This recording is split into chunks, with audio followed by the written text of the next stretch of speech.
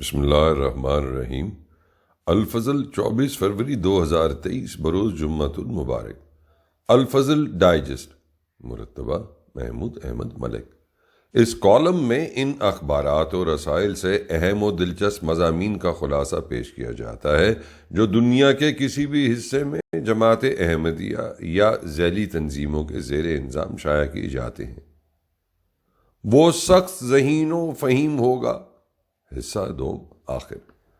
سیدنا حضرت مسلم موعود رضی اللہ عنہ کے ذہین و فہیم ہونے سے متعلق ایک جامع اور تحقیقی مضمون روزنامہ الفضل رواں 4، 5 اور 6 مارچ 2015 میں مکرم جمیل احمد بٹ صاحب کے قلم سے شامل اشاعت ہے۔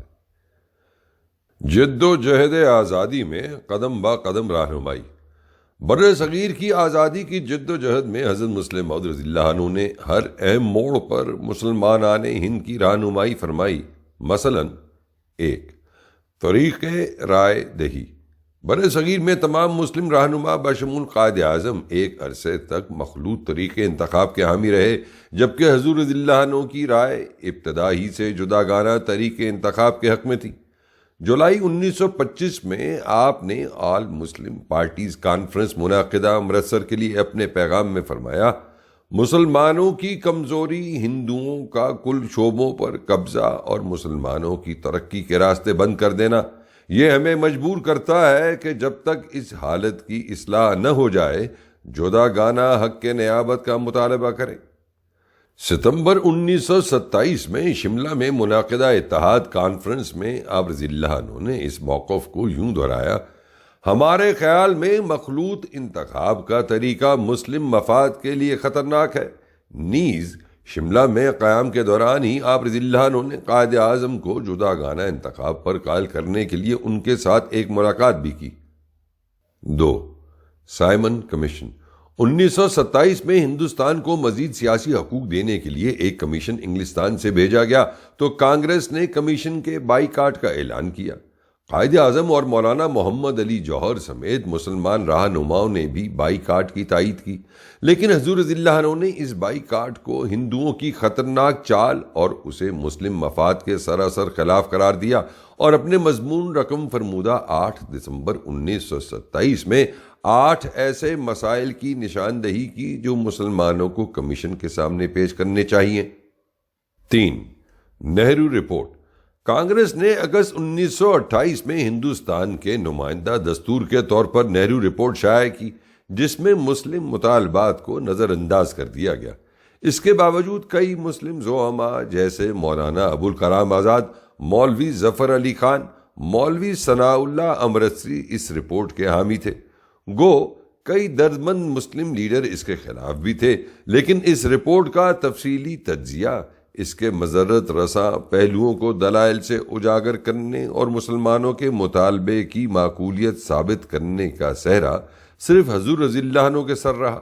اپنے تبصرے میں آپ رضی اللہ عنہ نے مسلمانوں کے سامنے ایک 4 نکاتی لائحہ عمل بھی تجویز فرمایا، جس میں یہ تجویز بھی تھی کہ آل پارٹیز مسلم کانفرنس میں ایک کمیٹی نہرو رپورٹ کا تفصیلی جائزہ لے کر اس کی خامیوں کو دور اور اچھی باتوں کا اضافہ کر کے مکمل قانون اساسی پیش کرے۔ 4، گول میز کانفرنس۔ ہندوستان میں ممکنہ سیاسی تبدیلیوں کے بارے میں حکومت برطانیہ نے گول میز کانفرنس کے انعقاد کا اعلان کیا تو حضور رضی اللہ عنہ نے 23 جون 1930 کو ایک مضمون میں یہ رہنمائی فرمائی کہ اس کانفرنس کے لیے مسلمانوں کے نمائندے مسلمانوں کی اہم سیاسی انجمنوں کے ذریعے منتخب ہوں۔ نیز اہم معاملات پر واضح پالیسی بنائی جائے تاکہ یہ نمائندے اس کے مطابق تجاویز پیش کر سکیں۔ 5، قائد اعظم کی واپسی۔ پہلی گول میز کانفرنس کے دوران ہندو لیڈروں کے رویے سے مایوس ہو کر قائد اعظم نے ہندوستان چھوڑ کر لندن میں رہائش اختیار کر لی۔ ان کا مسلمانوں کی قیادت سے یوں دستکش ہو جانا ہندوؤں اور کانگریس نواز مسلمانوں کو بہت پسند آیا، لیکن حضرت مسلم موعود رضی اللہ عنہ کی دور رس نگاہ نے اس فیصلے کے مضمرات کو واضح طور پر دیکھا اور حضرت مولانا عبد الرحیم در صاحب رضی اللہ عنہ کے ذریعے قائد اعظم پر یہ فیصلہ واپس لینے پر زور دیا۔ چنانچہ قائد اعظم نے مسجد فضل لندن میں ایک تقریب کے دوران امام صاحب کی فصیح و بلیغ ترغیب کے نتیجے میں اپنا فیصلہ واپس لے لیا۔ 6. کرپس مشن کی ناکامی اور لارڈ ویول فارمولہ۔ 1942 میں کرپس مشن کی ناکامی کے بعد آزادی ہند کے معاملے میں تعطل آ گیا جو کسی کے لیے خوش آئند نہ تھا۔ بالآخر حضرت مسلم موعود رضی اللہ عنہ نے 12 جنوری 1945 کو اپنے خطبہ جمعہ میں انگلستان اور ہندوستان کو مفاہمت کی تحریک کی۔ آپ رضی اللہ عنہ نے یہ پیش خبری بھی کی کہ ہو سکتا ہے کہ اللہ تعالیٰ میری ہوا میں اڑنے والی آواز کو بھی لوگوں کے کانوں تک پہنچا دے۔ چنانچہ یہ آواز سنی گئی اور اثر پذیر ہوئی، اور وائسرائے ہند لارڈ ویول نے انگلستان میں طویل مشورے کے بعد 14 جون 1945 کو آزادی کا نیا فارمولہ پیش کیا۔ تو حضور رضی اللہ عنہ نے 22 جون کو اپنے خطبہ جمعہ میں ہندوستان کے تمام سیاسی لیڈروں کو انگلستان کی طرف سے صلح کے ہاتھ کو تھام لینے کا پیغام دیا۔ آپ رضی اللہ عنہ کے اس پیغام پر تبصرہ کرتے ہوئے مولوی ثناء اللہ امرتسری صاحب نے لکھا، 40 کروڑ ہندوستانیوں کو غلامی سے آزاد کرانے کا ولولہ جس قدر خلیفہ جی کی اس تقریر میں پایا جاتا ہے وہ گاندھی جی کی تقریر میں بھی نہیں ملے گا۔ 7. عام انتخابات۔ وائسرائے ہند نے ستمبر 1945 میں ہندوستان میں عام انتخابات کا اعلان کیا تو حضور رضی اللہ عنہ نے ایک مضمون میں ہدایت کی کہ الیکشن میں ہر احمدی کو مسلم لیگ کی پالیسی کی تائید کرنی چاہیے تا انتخابات کے بعد مسلم لیگ کانگریس سے یہ کہہ سکے کہ وہ مسلمانوں کی نمائندہ جماعت ہے۔ 8. عبوری حکومت۔ وائسرائے کی جانب سے 16 جون 1946 کو ہندوستان میں عارضی حکومت کے قیام کا اعلان کیا گیا۔ مسلم لیگ نے یہ دعوت قبول کر لی مگر کانگریس نے اسے رد کر دیا۔ اس پر وائسرائے نے بجائے مسلم لیگ کو حکومت سازی کا موقع دینے کے اپنی دعوت کو واپس لے لیا۔ مسلم لیگ نے جواباً اپنی رضامندی منسوخ کر دی۔ اس پر وائسرائے نے پہلے سے طے شدہ منصوبے کے تحت کانگریس کو حکومت تشکیل کرنے کی دعوت دے دی جو قبول کر لی گئی، اور اس طرح مسلم لیگ کے لیے آبرو مندانہ طور پر حکومت میں داخلے کا امکان نہ رہا۔ یہ مسئلہ حل کرنے کے لیے حضور رضی اللہ عنہ نے 3 ہفتے دہلی میں قیام کر کے مسلم لیگ اور کانگریس کے بیشتر زعماء سے مذاکرات کیے اور وائسرائے ہند لارڈ ویول کو 3 خطوط لکھے۔ بالآخر یہ دانش مندانہ تدابیر کامیابی سے ہمکنار ہوئیں اور مسلم لیگ بھی عبوری حکومت میں شامل ہو گئی۔ 9. تقسیم پنجاب۔ 3 جون 1947 کے آزادی ہند کے اعلان میں پنجاب کی تقسیم کی تجویز میں بظاہر سکھوں کا مفاد پیش نظر رکھا گیا تھا۔ حضرت مسلم موعود رضی اللہ عنہ نے اپنی دور اندیشی سے اس موقع پر سکھ قوم کے نام دربندانہ اپیل کے عنوان سے 17 جون 1947 کو ایک ٹریکٹ لکھا جو 10-10 ہزار کی تعداد میں اردو اور گور مکھی میں شائع کیا گیا۔ آپ رضی اللہ عنہ کی یہ تجویز فہم و تدبر اور سیاسی بصیرت و فراست کا شاہکار ہے، جس میں آپ رضی اللہ عنہ نے اعداد و شمار اور دلائل سے سکھوں پر یہ واضح کیا کہ انہیں پنجاب کی تقسیم سے کیا کیا نقصان ہوگا، اور انہیں مشورہ دیا کہ اپنے مفاد میں وہ قائد اعظم اور مسلم لیگ سے سمجھوتا کر لیں اور یقینی نقصان سے بچ جائیں۔ 10. Boundary commission. پنجاب کی تقسیم سے پہلے ہی حضور رضی اللہ عنہ نے جو تیاری شروع کی وہ آپ کے غیر معمولی فہم و تدبر کا منہ بولتا ثبوت ہے۔ آپ نے ایک دفتر قائم کر کے پنجاب کی مردم شماری کے تفصیلی اعداد و شمار جمع کیے۔ جو دستاویز جمع کی گئیں ان میں ترکی عراق حد بندی کے متعلق لیگ آف نیشنز کمیشن 1924-26 کی سفارشات کا متن تھا، نیز اس معاہدہ کا متن بھی جو 1926 میں کردوں کے متعلق برطانیہ اور عراق کے مابین قرار پایا۔ یورپ کے احمدیہ مراکز کو بین الاقوامی قانون حد بندی سے متعلق لٹریچر بھجوانے اور خصوصی ماہر کی تلاش اور اس کی فیس کے تعین کی ہدایات بھی حضور نے بھجوائیں۔ یہ سب ایک ناقابل یقین پیش بندی کا مظہر تھا۔ تقسیم پنجاب کے ضمن میں آپ نے قائد اعظم کو ایک مکتوب میں یہ پیغام بھجوایا، بے شک آپ ستلج پر اصرار کریں لیکن یہ ساتھ ہی کہہ دیں کہ اگر ہمیں بیاض سے پرے دھکیلا گیا تو ہم نہ مانیں گے، اور واقعہ میں نہ مانے تب کامیاب ہوں گے۔ رہنمائی بابت استحکام پاکستان۔ حضرت مسلم موعود رضی اللہ عنہ کے فہم و ادراک کا ایک انتہائی حیرت انگیز اظہار وہ اہم رہنمائی ہے جو آپ نے قیام پاکستان کے فوراً بعد استحکام اور ترقی پاکستان کے لیے عطا فرمائی۔ اس غرض سے آپ نے ستمبر 1947 سے جنوری 1948 کے دوران لاہور میں دانشوروں سے خطاب فرمائے۔ اسی دوران اخبار الفضل میں 25 اداریے بھی رقم فرمائے۔ مارچ و اپریل 1948 میں راولپنڈی، کراچی، پشاور اور کوئٹہ تشریف لے جا کر عام جلسوں میں کمال درجے کی رہنمائی فرمائی۔ مثلاً 1. توانائی کی ضروریات۔ حضور نے جنگلات اور چراہ گاہوں کے ذریعے سوختنی لکڑی کی فراہمی کا ایک مربوط نظام تجویز فرمایا۔ اس اہم تجویز کے یہ جملے وسعت خیال کی عجیب مثال ہیں۔ فرمایا، ڈسٹرکٹیو ڈسٹیلیشن کے ذریعے بہت سے کیمیاوی اجزاء ملک کے استعمال اور دساور کے لیے پیدا کیے جا سکتے ہیں۔ یہ عمل زیادہ تر سخت لکڑی سے کیا جاتا ہے، جیسے کیکر، شیشم اور پھلاہی وغیرہ۔ اس ذریعے سے اسپرٹ بھی پیدا کیا جا سکتا ہے جو جنگی ضرورتوں کے بھی کام آئے گا اور کئی کیمیاوی کارخانوں میں استعمال ہوگا۔ اس کے علاوہ ایسیٹون، ایسیٹک ایسڈ اور فارمیلڈیہائیڈ بھی اس سے بنائے جا سکتے ہیں۔ اول ذکر بارود بنانے میں کام آتا ہے اور آخر ذکر پلاسٹک بنانے میں۔ اگر کوشش کی جائے تو بلوچستان میں اتنا پیٹرول مل سکتا ہے کہ وہ آبادان کو بھی مات کر دے گا۔ اسی طرح کوئلہ کی کانوں کے لیے جستجو اور تلاش جاری رکھی جائے تو پاکستان اپنی جملہ ضروریات کا خود کفیل ہو جائے گا۔ نوائے وقت کوئلہ، پیٹرول اور دیگر دھاتیں کافی تعداد میں موجود ہیں، لیکن ابھی تک گمشدگی کی حالت میں ہیں۔ اس کے لیے مکمل غور و خوض کی فوری ضرورت ہے۔ مثال کے طور پر بلوچستان تیل کا زبردست منبع ہے۔ نظام لاہور۔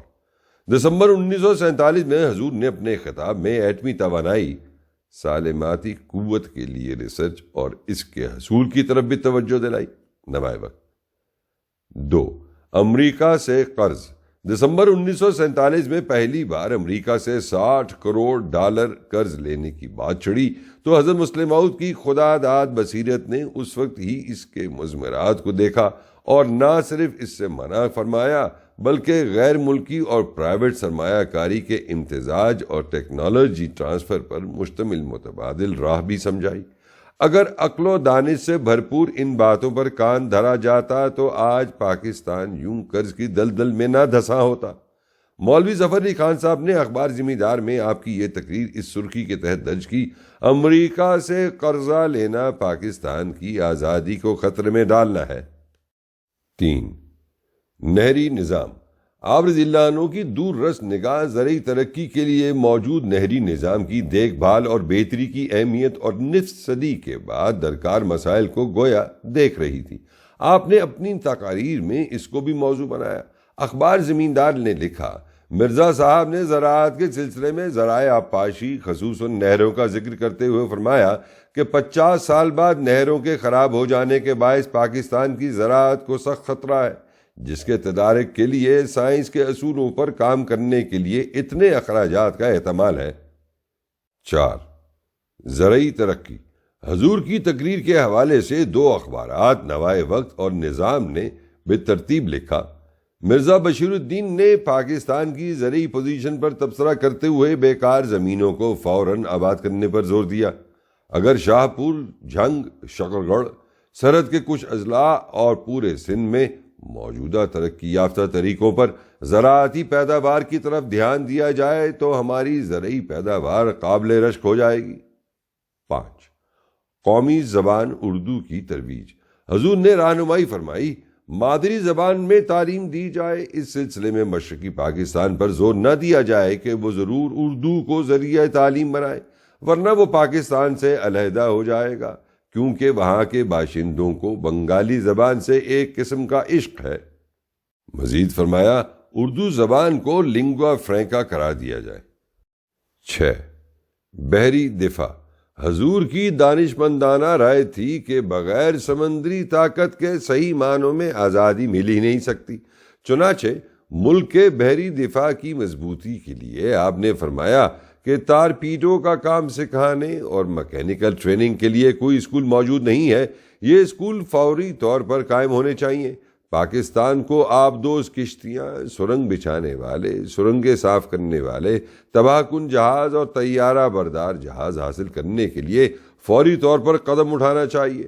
تجارتی بیڑا قائم کرنا بھی ضروری ہے کیونکہ اس وقت تمام بحری تجارتی کمپنیاں غیر مسلموں کے ہاتھ میں ہیں۔ 7. خارجہ پالیسی۔ آپ کی دور اندیش نگاہوں نے پاکستان کی خارجہ پالیسی کے بارے میں جو رہنمائی فرمائی، گزرتے وقت نے اس کا درست ہونا خوب ظاہر کر دیا۔ فرمایا، ہندوستان سے باعزت صلح کی ہر ممکن کوشش کرنی چاہیے اور خود کوئی ایسی بات نہ کرنی چاہیے کہ یہ تعلقات خراب ہوں۔ برطانیہ اور امریکہ سے بھی خوشگوار تعلقات رکھنے کی کوشش کرنی چاہیے، لیکن ان کی چالوں سے ہوشیار رہنا چاہیے۔ روس کے متعلق بھی امن پسندانہ رویہ رکھنا چاہیے اور اپنی طرف سے کوئی وجہ اشتعال پیدا نہ ہونے دینی چاہیے۔ عرب ممالک سے زیادہ دوستانہ تعلقات رکھنے چاہیے۔ عراق اور شام کے ساتھ ریل کے ذریعے پاکستان کا اتصال قائم کرنا ضروری ہے۔ برما اور سیلون کے ساتھ بہت آسانی سے گہرے سیاسی تعلقات قائم کیے جا سکتے ہیں۔ یہ مشرقی پاکستان کی مدد کے لیے بہت اہمیت رکھتے ہیں۔ اسپین، ارجنٹائن، جاپان، آسٹریلیا، ایبیسینا اور ایسٹ افریقہ سے بھی دوستانہ تعلقات استوار کرنے کی کوشش کرنی چاہیے۔ واضح رہے کہ اس وقت تک چین آزاد نہیں ہوا تھا۔ 8. سائنسی اور صنعتی ریسرچ۔ اخبار سفینہ لاہور لکھتا ہے، معزز مقرر نے کہا کہ پاکستان میں ایک قومی لیبارٹری کا قیام عمل میں لایا جائے جہاں ملکی صنعت و حرفت کی ترقی کے لیے ریسرچ کا کام اعلیٰ پیمانہ پر کیا جائے۔ ہنوز پورے پاکستان میں اس قسم کی کوئی لیبارٹری نہیں۔ اخبار زمیندار میں رپورٹ کے الفاظ تھے، آپ نے کہا کمرشل انڈسٹری، زراعتی اور دفاعی صنعت کی ریسرچ کے لیے پاکستان کا ایک قومی ادارہ قائم کرنا چاہیے۔ نظام جماعت کی مضبوطی۔ حضرت مسلم موعود رضی اللہ عنہ کی خداداد ذہانت اور دانش کا ایک تابندہ مظہر وہ تنظیمی ڈھانچہ ہے جو آپ نے تشکیل دیا، جس میں نظارتیں، مجلس شورا اور ذیلی تنظیمیں شامل ہیں۔ نظارتوں کا نظام۔ 1 فروری 1919 کو حضور نے مرکز میں نظارتوں اور جماعتوں میں امراء اور سیکرٹریان کا تقرر فرمایا۔ اکتوبر 1925 میں اس محکمہ کو صدر انجمن احمدیہ کے ساتھ مدغم کر دیا۔ یہ نظام قائم کرنے سے قبل آپ نے ایک ڈاکٹر سے بیان فرمایا کہ آپ نظام جماعت میں اصلاحی تبدیلیاں کرنے پر غور فرما رہے ہیں، لہذا چاہتے ہیں کہ انسانی جسم کے نظام کا مطالعہ کریں، کیونکہ اللہ تعالیٰ نے انسانی جسم کو ایک کامل نظام کی شکل میں پیدا کیا ہے اور اس کے مطالعہ سے بہت سی مفید رہنمائی حاصل ہو سکے گی۔ چنانچہ آپ نے اناٹمی اور فزیولوجی کی مختلف کتب کا مطالعہ فرمایا اور بہت سے مفید نتائج اخذ کیے اور پھر یہ نظام جاری فرمایا۔ مجلس شورا کا قیام۔ حضرت مسلم موعود کے فہم و تدبر نے جماعت میں مشورہ لینے کے لیے 1922 میں مجلس شورا کا نظام قائم فرمایا۔ پھر 1960 تک ہر سال شورا میں شریک ہو کر قدم با قدم رہنمائی فرمائی۔ اس مجلس کا مستقبل آپ نے یوں بیان فرمایا، وقت آئے گا اور ضرور آئے جب دنیا کی بڑی سے بڑی پارلیمنٹوں کے ممبران کو وہ درجہ حاصل نہ ہوگا جو اس مجلس مشاورت کی ممبری کی وجہ سے ہوگا، کیونکہ اس کے ماتحت ساری دنیا کی پارلیمنٹیں آئیں گی۔ ذیلی تنظیموں کا قیام۔ حضرت مسلم موعود رضی اللہ عنہ کی خداداد فہم و فراست کا ایک اور حیرت انگیز اظہار جماعت میں ذیلی تنظیموں کا قیام تھا، جس کے نتیجے میں ہر فرد جماعت کو اپنی صلاحیتوں کے اظہار کے لیے ایک پلیٹ فارم مہیا ہوا۔ زبان خلق۔ حضرت مسلم موعود رضی اللہ عنہ کی فہم و دانش ایک روشن چراغ کی مانند ہر ایک کی نگاہ میں رہی اور بہت سے پرائے بھی اس حقیقت کے برملا اعتراف پر مجبور ہوئے۔ مثلا 1913 میں غیر از جماعت صحافی محمد اسلم صاحب نے حضور سے ملنے کے بعد لکھا، علاوہ خوش خلقی کے کہیں بڑی حد تک معاملہ فہم و مدبر ہے۔ صاحبزادہ صاحب نے جو رائے اقوام عالم کے زمانہ ماضی کے واقعات کی بنا پر ظاہر فرمائی، وہ نہایت ہی زبردست مدبرانہ پہلو لیے ہوئے تھی۔ حضرت مسلم موعود رضی اللہ عنہ نے 10 فروری 1928 کے خطبہ جمعہ میں کامیابی کے لیے صحیح راستہ اختیار کرنے کی اہمیت بیان فرمائی تو ایک اخبار نے لکھا، مرزا صاحب کی تقریر کا ایک ایک لفظ صحیح ہے۔ اس وقت مسلمانوں میں نیک نیت، مجاہد، ایثار پیشہ اور مقاصد کو سمجھنے والے تو ہزاروں موجود ہیں، مگر طریقہ کار مرتب کرنے والے بہت کم ہیں۔ حضور نے 1930 میں کتاب سائمن کمیشن رپورٹ کے حوالے سے ہندوستان کے سیاسی مسئلہ کا حل تحریر فرمائی تو 20 اہل علم نے تعریفی کلمات کہے۔ حاجی عبداللہ ہارون صاحب MLA کراچی نے لکھا، میری رائے میں سیاست کے باب میں جس قدر کتابیں ہندوستان میں لکھی گئی ہیں ان میں یہ کتاب بہترین تصانیف میں سے ہے۔ اسی طرح سید حبیب صاحب مدیر اخبار سیاست نے لکھا، آپ کی سیاسی فراست کا ایک زمانہ قائل ہے، مسائل حاضرہ پر اسلامی نقطہ نگاہ سے مدلل بحث کرنے اور مسلمانوں کے حقوق کے استدلال سے مملو کتابیں شائع کرنے کی صورت میں آپ نے بہت ہی قابل تعریف کام کیا ہے، اور زیر بحث کتاب کے مطالعے سے آپ کی وسعت معلومات کا اندازہ ہوتا ہے۔ آپ کا طرز بیان سلیس اور قائل کر دینے والا ہوتا ہے، اور آپ کی زبان بہت شستہ ہے۔ خواجہ حسن نظامی صاحب لکھتے ہیں، آج 10 اکتوبر 1946 کی شام کو نئی دہلی میں جناب مرزا محمود احمد صاحب خلیفہ جماعت احمدیہ سے ملنے گیا تھا۔ 1.5 گھنٹہ تک باتیں کی۔ مرزا صاحب مخلص بھی ہیں، دانش مند بھی ہیں، دور اندیش بھی ہیں، اور بہادرانہ جوش بھی رکھتے ہیں۔ حضور نے استحکام پاکستان پر جو لیکچرز دیے ان میں سے ایک اجلاس کے صدر سر فیروز خان نون تھے، جو بعد میں وزیر اعظم بنے۔ انہوں نے اپنے صدارتی خطاب میں کہا، حضرت صاحب کے دماغ کے اندر علم کا ایک سمندر موجن ہے، انہوں نے تھوڑے وقت میں ہمیں بہت کچھ بتایا ہے اور نہایت فاضلانہ طریق سے مضمون پر روشنی ڈالی ہے۔ ایک لیکچر کے بعد سر عبد القادر صاحب MA نے اپنے صدارتی خطاب میں فرمایا، حضرت مرزا صاحب کے پرمغز اور پرعز معلومات لیکچروں کا اصل منشا یہی ہے کہ ہمارے تعلیم یافتہ طبقہ کو اس اہم موضوع پر غور و خوض کرنے کی طرف توجہ ہو۔ حضرت مرزا صاحب نے ان لیکچروں کے ذریعے ہمارے تعلیم یافتہ طبقہ کی بہت بڑی خدمت کی ہے، ہم سب دل سے ان کے ممنون ہیں۔ احراری لیڈر قاضی احسان احمد کا اعتراف ہے کہ خلیفہ صاحب اس قدر ذہین ہے اور ان کا دماغ اتنا اعلیٰ ہے کہ ہماری اسکیمیں فیل کر دیتے ہیں، جبکہ مفکر احرار چودھری افضل حق یوں اعتراف کرتے ہیں، جو عظیم الشان دماغ اس تحریک قادیان کی پشت پر ہے وہ بڑی سے بڑی سلطنت کو پل بھر میں دھرم بھرم کرنے کے لیے کافی تھا۔ ہفتہ وار پارس کے ایڈیٹر لالا کرم چند ایک دفعہ قادیان آئے تو واپس جا کر یکے بعد دیگرے کئی مضامین میں حضور کی قیادت، فراست اور شخصیت کا ذکر کیا۔ ایک دوست سے کہنے لگے، ہم تو ظفر اللہ کو بڑا آدمی سمجھتے تھے، مگر بشیر الدین محمود احمد صاحب کے سامنے اس کی حیثیت ایک طفل مکتب کی سی ہے۔ ان میں بے پناہ تنظیمی قابلیت ہے، ایسا آدمی بآسانی کسی ریاست کو بام عروج تک لے جا سکتا ہے۔ حضور سے دمشق میں ملاقات کرنے کے بعد ایک عرب صحافی نے لکھا، خلیفہ صاحب اپنی عمر کے 40ویں سال میں ہیں، دونوں آنکھیں ذکاء و ذہانت اور غیر معمولی علم و عقل کی خبر دے رہی ہیں۔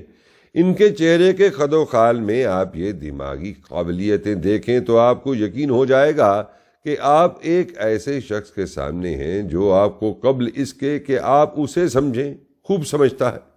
احمدیت کے خلاف احرار کی تحریک کے دوران انگریز حکومت بھی احرار کی پشت پناہ تھی اور کوشاں تھی کہ کسی طرح حضور پر قانونی گرفت کرے۔ اس مذموم کوشش میں ناکامی پر گورنر پنجاب سر ایمرسن حضور کی خداداد ذہانت اور فراست دیکھ کر حیران تھے اور کہا کرتے تھے کہ یہ عجیب انسان ہے، اپنی قوم کو بیدار کرنے اور ابھارنے کے لیے ایسی زبردست تقریر کرتا ہے جو سراسر قابل اعتراض ہوتی ہے، مگر آخر میں ایک ہی فقرہ ایسا کہہ جاتا ہے کہ جس سے پہلی تقریر ساری کی ساری ناقابل اعتراض ہو کر رہ جاتی ہے اور ہم اس پر کوئی گرفت نہیں کر سکتے۔ انگریز حکومت کی اس مخالفانہ روش کے بارے میں حضور رضی اللہ عنہ نے ایک دفعہ فرمایا، CID کا ایک چوٹی کا افسر مجھے لاہور میں ملا اور مجھ سے کہا کہ حکومت کے آفیسرز اور گورنر ہر روز مشورہ کرتے ہیں کہ کسی طرح آپ کی کوئی چھوٹی سی بات بنا کر ہی پکڑ لیں، مگر اس میں کامیاب نہیں ہو سکے۔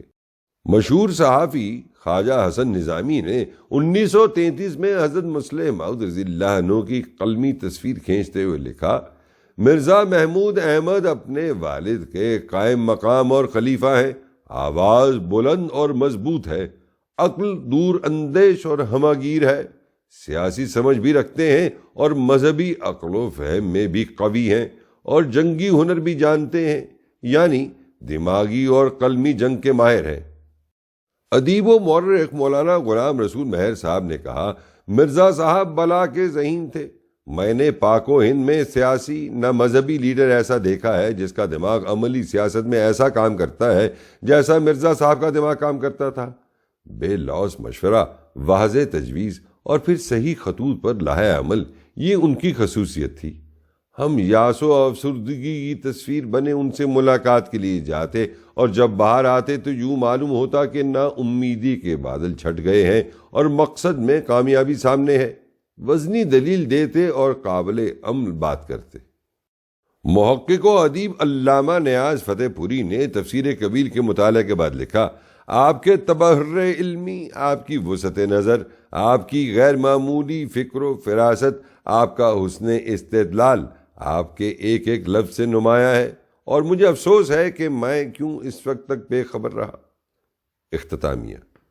بس وہی الہی کے عین مطابق حضرت مسلم موعود رضی اللہ عنہ کو اللہ تعالیٰ نے ایک انتہائی روشن دماغ عطا فرمایا تھا، اور آپ الہامی الفاظ کے تمام مفاہیم کے مطابق ایک سخت ذہین و فہیم وجود تھے۔ اس پیش گوئی کا یوں لفظ بلفظ اس شان سے پورا ہونا، جہاں حضرت مسیح موعود علیہ السلام کی صداقت کی روشن دلیل ہے، وہیں حضرت صلی اللہ علیہ وآلہ وسلم کی صداقت پر بھی ایک عظیم دلیل ہے۔ روز نامہ الفضل ربوہ 29 اکتوبر 2014 میں محترم ظفر محمد ظفر صاحب کی ایک نظم شائع ہوئی ہے جو بعض یورپین خواتین کو برقع پہنے دیکھ کر کہی گئی ہے۔ اس نظم میں سے انتخاب پیش ہے۔ اب تباہ میں ہے پیدا ہو رہا یوں انقلاب، جس طرح مشرق سے تا مغرب ہے جاتا آفتاب، چھوٹنے والا ہے مغرب شرک کے پھندوں سے، اب سمجھتا جا رہا ہے خواب کو اپنے وہ خواب، یا وہ دن تھے میرے برقعے پر تھے لگتے قہقہے، یا یہ دن ہے پھرتی ہیں خود لیڈیاں پہنے نقاب، احمد قدنی میں قرباں جاؤں تیرے نام پر، کس قدر پیدا کیا ہے تو نے آ کر انقلاب۔ صداقار ابن سعید۔